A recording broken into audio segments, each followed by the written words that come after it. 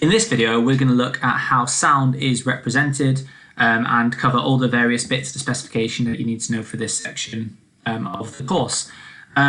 So to start with representing sound, the first thing to understand is basically how does sound generally work, okay? So sound out in the real world that isn't digitized or anything else is known as an analog sound, okay? And this is sound that when we're talking to each other, this is something that we communicate with, and that's represented with a wave.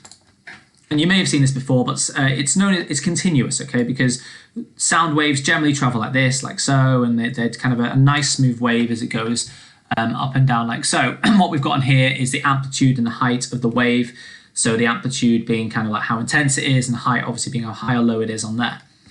Digital sound, on the other hand, is a little bit different, because digital sound is sampled. And what sampling means is when we capture sound on a computer, we capture it at certain snapshots. We never quite get it perfectly unless we're using other methods like MIDI.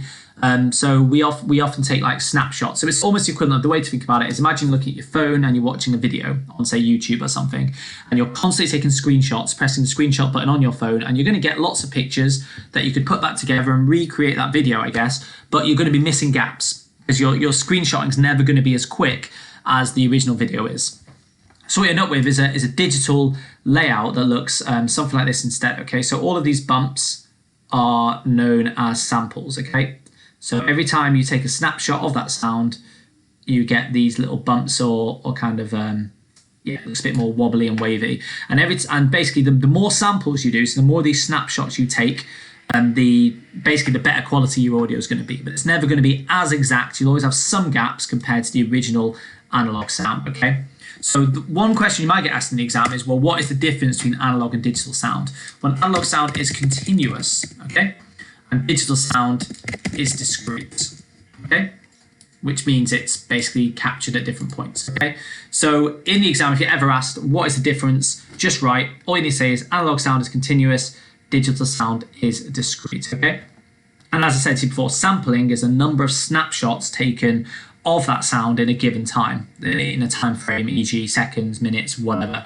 And the more snapshots you take, the more samples you take, the better your audio is going to be. But on the flip side, the bigger the file size will be. So if you've got storage issues, then that's something you need to consider as well, okay?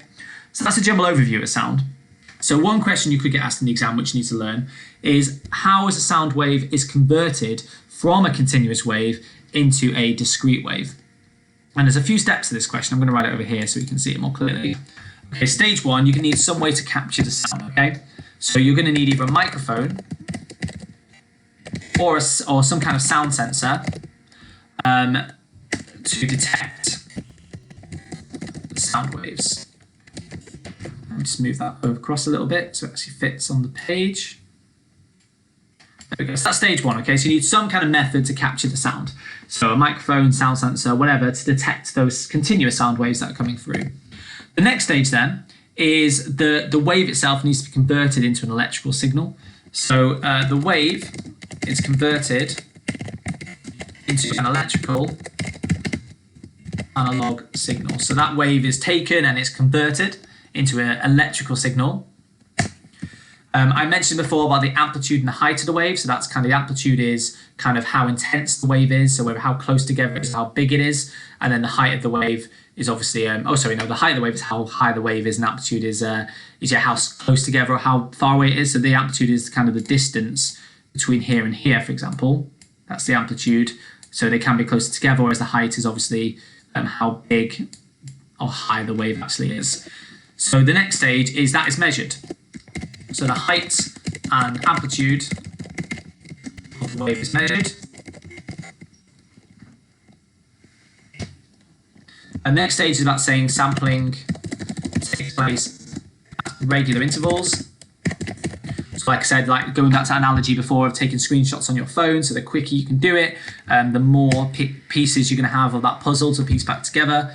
And then the final thing to say is the samples are stored as binary values. So once you've kind of captured those samples, they are then converted into zeros and ones, which are stored in the computer system. And that's it, really. So yeah, that's generally how a computer converts analog continuous sound into digital discrete sound. So there you go. Next question then is how can you then answer this type of question? So the other kind of flip side of the coin you get in these questions is basically calculating the size of a soundtrack. And you're always given three things here. You're always given the length of the sound in seconds, the sample rate, which is normally in hertz, and then the number of bits taken. So at GCSE, you're given that information. At A-level, generally, you have to convert like into seconds into minutes, so minutes into seconds and some other things. But for GCSE, you don't have to do that, okay? So this is nice and straightforward. So stage one is you multiply the length of the song or sound by the hertz, the sample rate, by the number of bits. So nice and straightforward. All we do is we multiply 30 by 44,000 by 8, which gives us this value here. And then it asks you to calculate it into kilobytes. So just like when you do when we've done images in the past, all we do is to turn it from bits into bytes, because these are the bits here. We divide by 8 to turn it into bytes, which gives us this value here, 132,000. Actually, it's a bit longer than that, actually. And then to turn it into kilobytes, we divide by 1,000 again, which gives us 1,320 kilobytes. So that's our answer, 1,320. So just to break that down into kind of steps. Step one is multiply the length, so in seconds, it's got to be in seconds, by the sample rate, which is I just want to make it fit on the screen. I just want to go onto a new, there we go, that's better. By the sample rate, which is in hertz, by the resolution, which in this case is 8 bits, which is the bits.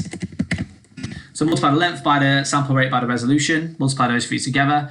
Next stage is to then turn the bits into bytes by dividing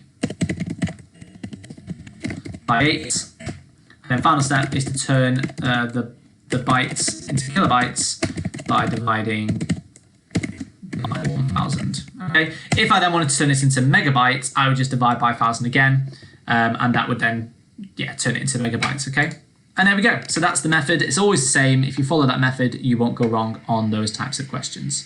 So there we go. That's how sound is represented based on the AQA specification.